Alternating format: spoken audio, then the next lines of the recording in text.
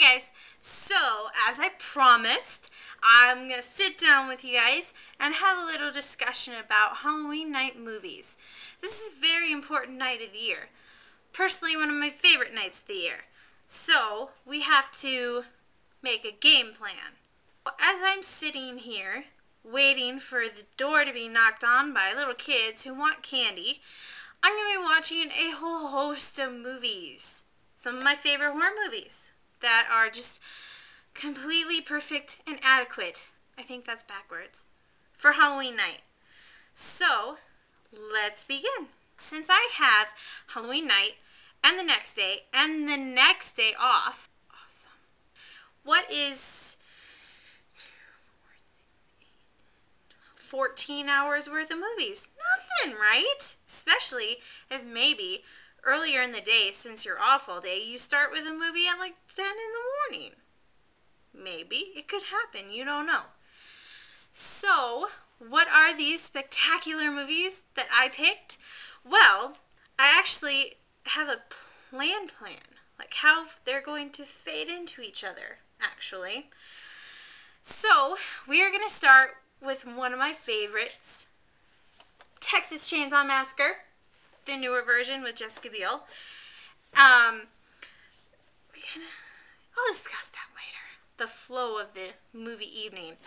So I honestly don't know why this movie is one of my favorites. I mean, I've thought about it. Like, does it have something other gory, hillbilly, crazy movies? Does it have something the other ones don't have? I don't know. All I know is I really, really love it. And I think, doesn't Jessica Biel, like, chainsaw Leatherface up the crotch at the end? I think she does. You would think I would know how many times I've seen this movie. But yeah, this movie actually has an interesting story when I was a teenager to it. I don't even know if you'd call it interesting, but I'm going to tell it anyway. So, I love this movie, and my parents were not those parents that like, well, if you're not 18, you can't watch it. Because I've been a horror movie buff as long as I can remember. I've been watching R-rated movies since I was like 10. Probably even before that. And I've been buying R-rated movies since shortly after that. Well, I guess shortly after I got a job and I had a lot more money. This is R, yeah. And, when I was 17, I had almost all guy friends and Shayna. And so my one guy friend, I let him borrow my Texas Chainsaw Massacre movie. And you know what happened? His mom, who is, okay, don't get me wrong, I'm a Christian, if you want to call it that, whatever. But his mom, who apparently is a bit of a psycho Christian, found this in his room, and even though it wasn't his, threw it away. And she called me and told me how it was a horrible movie, and didn't I feel bad owning that movie? I was like, well, no, I don't. And this is the first time I've ever talked to not only an adult, but a friend's mother in a tone of voice that suggested, I think you're crazy and I don't give a crap. Where's my freaking movie? And, I mean, I basically laid it out for her that, no, I don't think it's wrong to own a movie like this. It's a movie.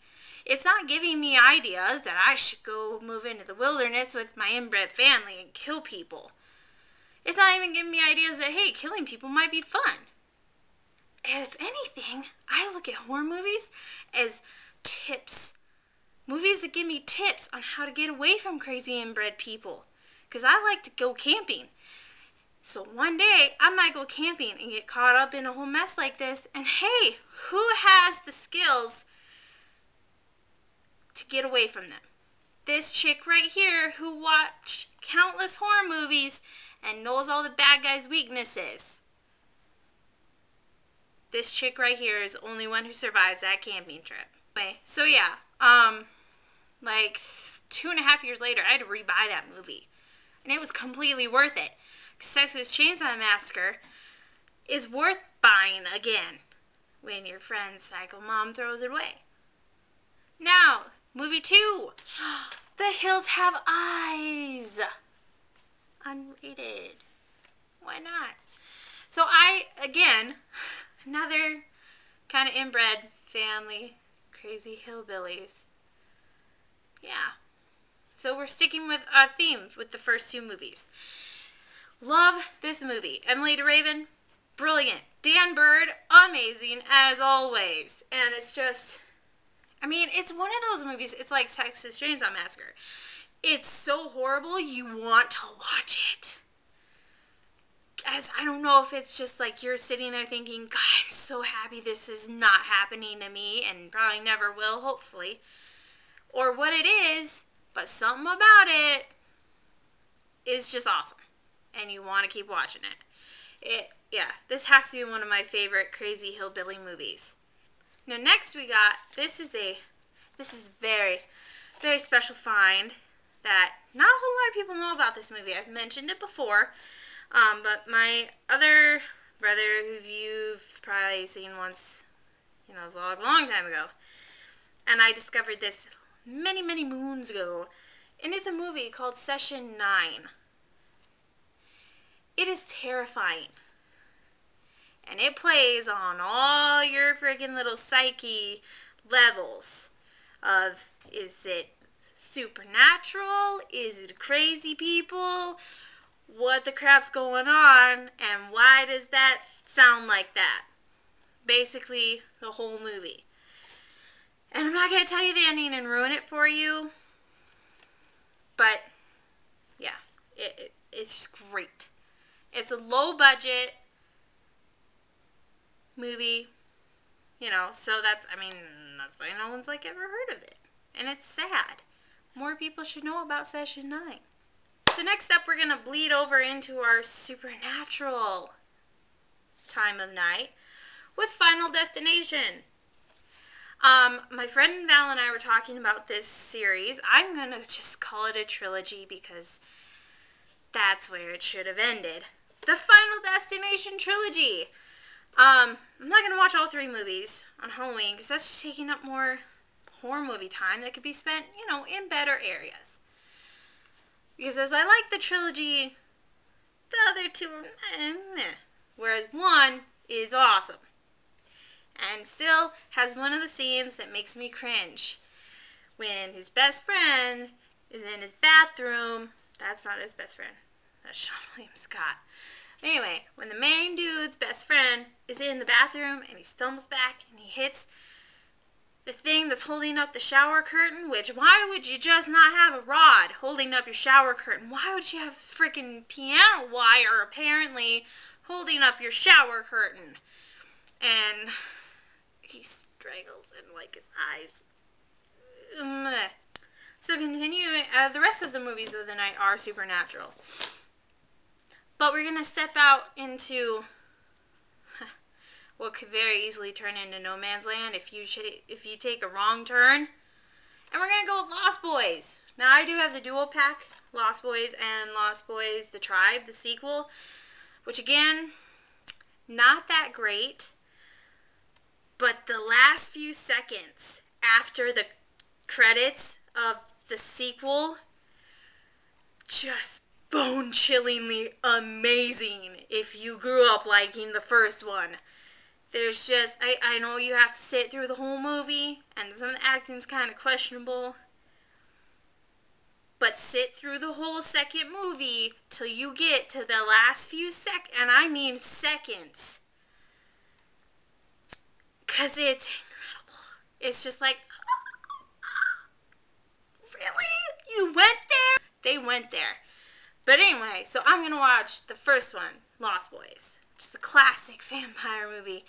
And just stick with your classic vampire movies, okay? Don't go branching out into anything that came out within the last 4 years, I'm going to say. And you should know what I mean when I say the last 4 years, because something started some crap, and we have just crap in the vampire genre now. Books, movies, TV, I don't care. It's all crap now, because thanks to someone who ruined everything.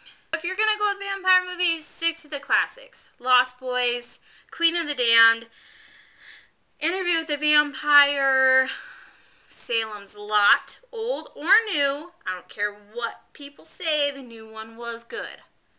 But yeah, just stick to what you know. What people older than 17 or 12 know, basically. Yeah, that's a good rule. If they're over 12 and they haven't heard of the movie, watch it. If they're 12 and they're recommending this vampire movie and say it's great, don't watch it. Don't trust them, okay? So second to last, we have to start my all-time favorite horror movie bad guy. And that, ladies and gentlemen, is Freddy Krueger. There he is. I'm only going to watch Nightmare on Elm Street, the original, the first, the best. My second favorite Nightmare on Elm Street would be Dream Warriors, the third one. It is just, it's incredible. It just really is. But Halloween Night, I'm just going to stick with the first one. Last but not least, if there is time, if I still feel up to it, if I'm not constantly looking in the corner or down the hallway thinking there's someone in the house trying to kill me, you have to go with my all-time favorite movie, Blair Witch Project.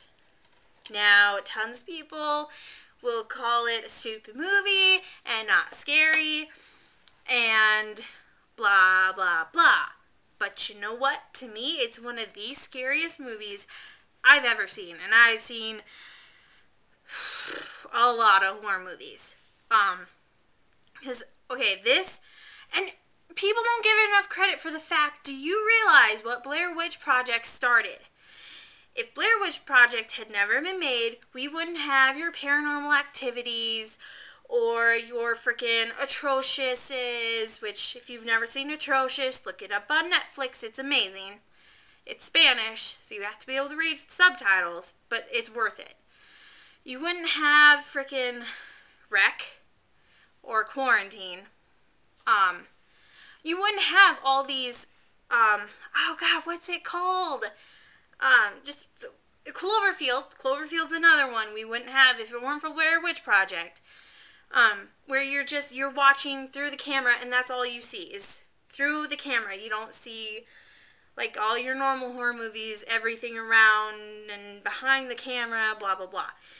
Because Blair Witch Project started the single shot camera movies. It really did. And I mean, it plays on my deepest fear. Because you throw a zombie at me, you throw the scariest thing Hollywood can create at me, and I'll be like, okay, that's kind of scary. But my biggest fear to play on is what you hear, but you cannot see. Because I have such a vivid imagination that my mind can create way worse with just what I can hear than what you can actually show me. And that's what this movie does best. Like, my favorite part in the entire movie when the one guy's already gone and it's just the two people left and they're in the tent and they turn the camera on because they woke up because they heard stuff and you hear all this like, you know, like someone walking close to the tent or in the woods, and all of a sudden you start hearing children laughing, and then all of a sudden from nowhere you hear a little baby start crying, and then the tent starts shaking, and for some reason I can't understand, they leave the tent and run into the forest where all this noise is coming from.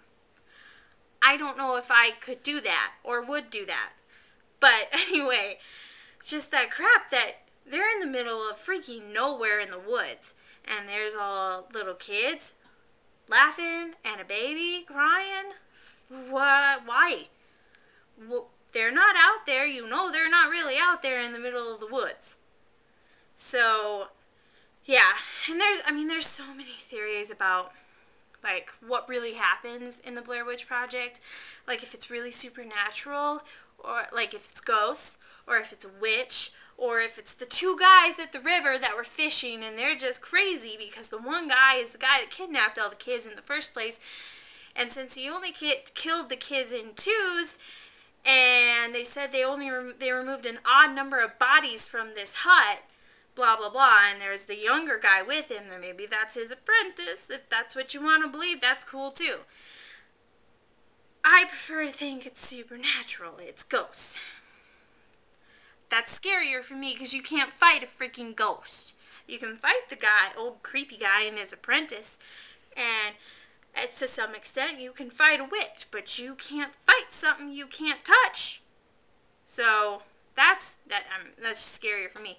Whether it's the ghosts of the people / kids that the witch killed, or the old guy and his apprentice killed, whatever.